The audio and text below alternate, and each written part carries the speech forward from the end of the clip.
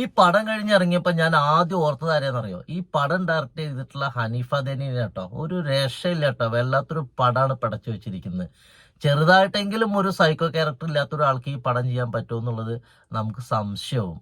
എങ്ങനെ ഇത്തരത്തിലുള്ളൊരു ഫ്രെയിമൊക്കെ മനസ്സിലാക്കി കയറി വരുന്നതെന്നുള്ളത് നമുക്ക് തോന്നും. വല്ലാത്തൊരു മൂവി കേട്ടോ. ഇത്രയും കാലത്ത് നമ്മുടെ മലയാള സിനിമയുടെ ചരിത്രം എടുത്ത് കഴിഞ്ഞിട്ടുണ്ടെങ്കിൽ ഇത്രയും വയലൻസ് ഓറിയന്റഡ് ആയിട്ടുള്ള ഒരു പടം നമുക്ക് മുന്നേ ഉണ്ടായിട്ടില്ല. ആദ്യ പകുതി എന്ന് പറയുന്നത് ഫുൾ ഓഫ് വയലൻസ് ആണ്.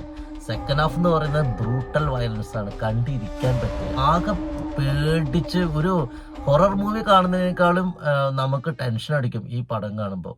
ഇപ്പൊ ഇതില് പ്രത്യേകം പടം ഇറങ്ങുന്നതിന് മുന്നേ എല്ലാവരും പറഞ്ഞിട്ടുണ്ട്, പ്രായപൂർത്തി അവർക്ക് മാത്രമേ ഈ പടം കാണുന്നത് നന്നായിരിക്കുള്ളൂ, അതിന് താഴേക്ക് ഈ പടം കാണരുത് എന്നുള്ളൊരു വാണിംഗ് നമുക്ക് തന്നിട്ടുണ്ട്. അത് കറക്റ്റാണ്. എന്നാലും ഫാമിലി ആയിട്ടൊക്കെ പടത്തിന് വരുമെന്നുള്ളത് പലർക്കും സംശയം ഉണ്ടായിരുന്നു. പക്ഷെ ഞാൻ ഇന്നലെ സിനിമയ്ക്ക് പോയപ്പോൾ ഇഷ്ടംപോലെ ഫാമിലി ഉണ്ടായിരുന്നു കേട്ടോ. ലേഡീസൊക്കെ ഇത്തരം പടങ്ങളൊക്കെ ഒരു കാണുമെന്ന് ചോദിച്ചു കഴിഞ്ഞാൽ ഇപ്പത്തെ കാലത്തെ ലേഡീസൊക്കെ അത്യാവശ്യം നല്ല മനക്കെട്ടിയുള്ള കൂട്ടത്തിൽ തന്നെയാണ്. പക്ഷെ പടം കണ്ടു കഴിയുമ്പോൾ അവരൊക്കെ ഒരു പരസ്പരമൊക്കെ ഒരു വിട്ടുമാറാത്ത പേടിയായിട്ടൊക്കെ പരസ്പരം നോക്കിയിട്ടൊക്കെ തന്നെയാണ് ഇറങ്ങുന്നത്. എന്തായാലും കൊള്ളാട്ടോ, അടിപൊളി മൂവിയാണ്, സൂപ്പറായിട്ടുണ്ട്. ഒരു വെറൈറ്റി ട്രീറ്റ്മെന്റ് ആണ് ഈ പടത്തിൽ ചെയ്തു വെച്ചിരിക്കുന്നത് കേട്ടോ. അതുപോലെ ഉണ്ണിമുഖം തന്നെ, എൻ്റെ പൊന്നെ, ഈ സീന ഇതൊക്കെ അഭിനയിക്കണമെങ്കിലുണ്ടല്ലോ അദ്ദേഹത്തിൻ്റെ ഒരു വളർച്ച അത് നമുക്ക് ഈ പടത്തോടു കൂടി നമുക്ക് മനസ്സിലാക്കാൻ പറ്റും. അടിപൊളിയാണ് കേട്ടോ. ഒരു എന്താ പറയുക, ഒരു ഹോളിവുഡ് സ്റ്റൈലാണ് ഈ പടം എടുത്തു വെച്ചിരിക്കുന്നു.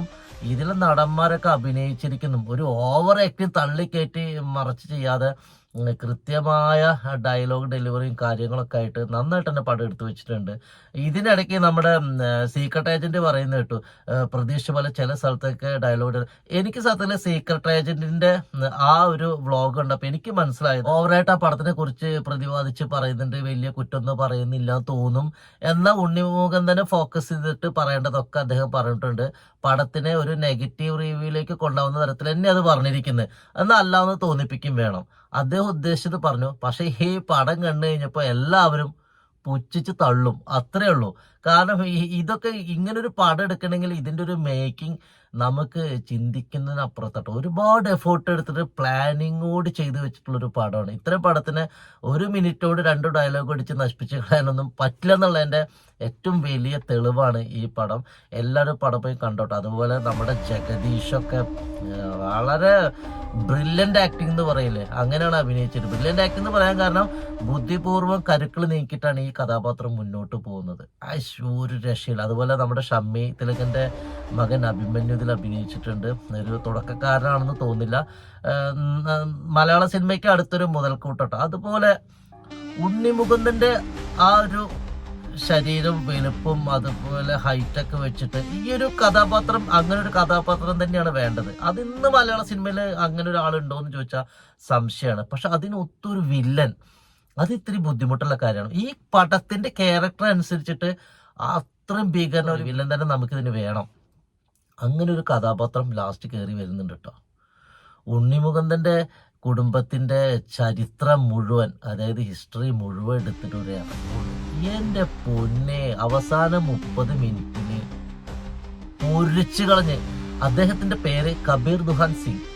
എന്റെ പൊന്നെ, എന്താ ആക്ടിങ് എന്നല്ല, അയാളുടെ ഒരു സംഭവം ഘനഗംഭീര അഭിനയം എന്ന് പറഞ്ഞാണ്ടല്ല, ഒരു രക്ഷയില്ല.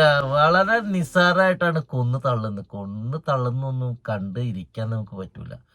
ഉണ്ണിമുകുന്ദൻ്റെ ആ വീട്ടിൽ കയറി, പിന്നെ ആ സീനൊന്നും ഞാൻ പറയുന്നില്ല, കാരണം ഒരു സിനിമ നിങ്ങൾ പോയി കാണണം, വീട്ടിൽ പോയി കണ്ടിട്ട് തന്നെ പ്രതീക്ഷിക്കാത്ത സീനൊക്കെ കയറി വരുമ്പോഴേ നമുക്ക് ആ ത്രില്ലടിച്ച് ഇങ്ങനെ ടെൻഷൻ അടിച്ച് അങ്ങനെ തന്നെ ഈ പടം കാണണം. കണ്ടു കഴിയുമ്പോൾ എൻ്റെ പൊന്നെ തീർന്നു കിട്ടില്ലോ ഒരു ആശ്വാസം കൂടി നമുക്ക് കിട്ടും കേട്ടോ. ഒരു രക്ഷയില്ല. മലയാള സിനിമയിൽ വളരെ വ്യത്യസ്തമായിട്ടുള്ള ഒരു വയലൻസ്, അത് ബ്രൂട്ടൽ വയലൻസ് മൂവി ഇതുവരെ ആരും ചെയ്യാത്ത തരത്തിൽ നന്നായിട്ട് തന്നെ ചെയ്തു. സൂപ്പറായിട്ടുണ്ട്. എന്തായാലും ഈ ഒരു ടീമിന് ഒരു വലിയ ഹാറ്റ്സ് ഓഫ് കേട്ടോ. എല്ലാവരും തിയേറ്ററിൽ പോയിട്ട് ധൈര്യമായിട്ട് തന്നെ പടം കണ്ടോ. സംഭവം ഇത് പ്രതീക്ഷ തന്നെ പോവാ. ഈ പടം ഇറങ്ങുന്നതിന് മുന്നേ എന്തൊക്കെയാണോ പറഞ്ഞിട്ടുള്ളത്, എന്തൊക്കെ പ്രതീക്ഷയാണോ നമുക്ക് നൽകിയിട്ടുള്ളത്, അതിനൊക്കെ മുകളിൽ ഈ പടം നമുക്ക് തരുന്നുണ്ട്. പിള്ളേരൊക്കെ ആഘോഷിക്കുകയാണ്, ത്രില്ലടിച്ചും ചിലരൊക്കെ ഈ വയലൻസ് ഒക്കെ ഭയങ്കര ആസ്വദിക്കുന്നുണ്ട്. ഇപ്പത്തെ ഒരു തലമുറയിൽ കണ്ടൊരു സംഭവം തന്നെയാണ്. ഇടീന്നൊക്കെ പറയുമ്പോൾ അത് തുള്ളാണ്, വിസിലടിച്ച് തുള്ളാണ്. ഉണ്ണിമുകുന്ദൻ ഇനി ആരൊക്കെ എന്തൊക്കെ ഇനി പറഞ്ഞാലും എങ്ങനെയൊക്കെ ആളെ കുറിച്ച് മോശമായിട്ട് ചിത്രീകരിക്കാൻ ശ്രമിച്ചാലും ഇനി ബുദ്ധിമുട്ടാട്ടോ. നല്ലൊരു പടം, നല്ലൊരു കഥാപാത്രവും കൈപ്പിടിയിൽ ഒതുങ്ങിയ ഒരു ഹെയ്റ്റ് റിവ്യൂ നടക്കില്ല. സിമ്പിളായിട്ട് ഇടിച്ചു കയറുന്നുള്ളതിൻ്റെ ഏറ്റവും വലിയ ഉദാഹരണമാണ്. ഉണ്ണിമുകുന്ദൻ പുലിയാണ്, ഇനി ഒരു രക്ഷയില്ല. മലയാള സിനിമയിൽ അദ്ദേഹം ഒരു മുതൽക്കൂട്ടായിരിക്കും. ഇനി നാളെ ഇറങ്ങാൻ പോകുന്ന പടങ്ങൾ ഏത് തരത്തിൽ ചിന്തിച്ച് എത്തരത്തിലുള്ള പടങ്ങളാണ് ഇറക്കാൻ പോകുന്നതെന്നൊന്നും പറയാൻ പറ്റില്ല. കാരണം ഇത്തരം ഒരു മൂവി ചിന്തിച്ച് ഇങ്ങനെ ഒരു മൂവി ഇറക്കാൻ ഇങ്ങനെ ടീമിൽ പറ്റിയിട്ടുണ്ടെങ്കിൽ നാളെ ഇതിനും വലുത് നമ്മൾ പ്രതീക്ഷിക്കണം. മലയാള സിനിമയിലെ ബാക്കി നടന്മാരൊക്കെ ഉണ്ണിമുകുന്ദനെ ഒന്ന് നോട്ടെടുന്നത് നന്നായിരിക്കും.